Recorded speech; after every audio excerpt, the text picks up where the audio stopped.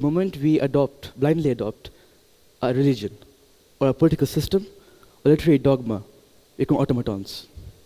This was said by Anais Nin, who is a French essayist.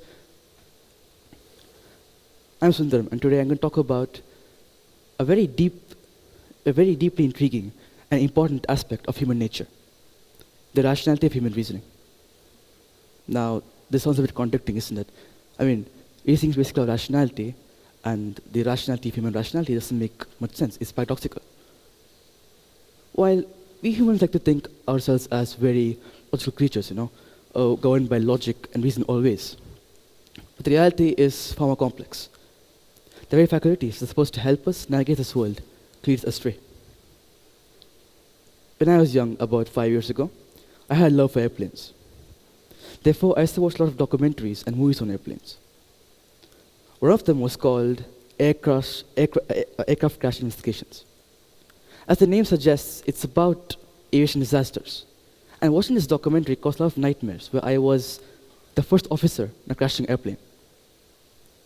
I didn't enter an airplane for the whole year.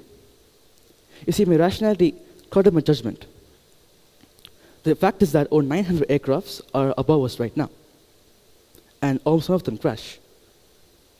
After watching a lot of documentaries and videos on how airplanes have evolved and became safer, I got onto an airplane.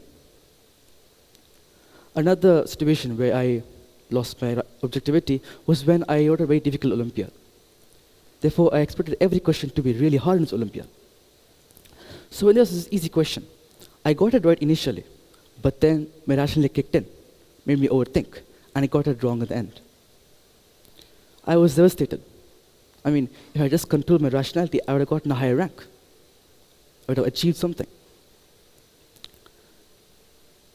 A very powerful, irrational force is emotion.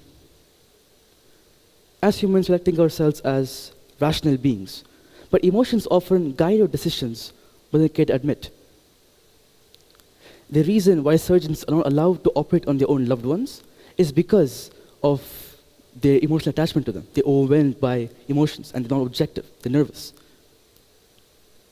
Like fear, for example. Like fear can distort the perception of risk. It can underplay opportunities and overestimate risks.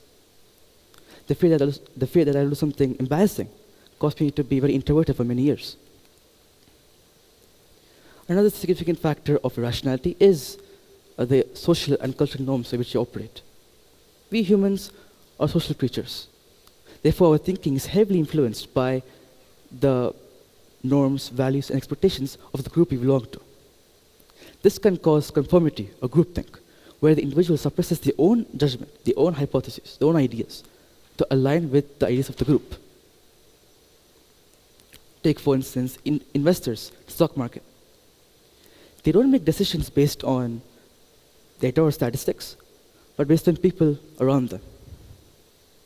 Similarly, a cultural background can also influence our way of thinking. In certain cultures, certain ways of thinking are considered more superior to others. This can cause the reinforcement of beliefs, which are either dangerous or unexamined. Whether it's the persistence of superstition, the adherence to authority, or the rejection of scientific evidence, cultural biases often distort our way of thinking and prevent us from questioning status quo. In the face of all these biases and rational forces, the importance of critical thinking cannot be overstated. Critical thinking is when you skillfully analyze information and give out and produce objective and reasoned result. It needs us to be aware of our biases, cognitive biases, and seek out evidence that questions our ideas. I control by rationality to an extent.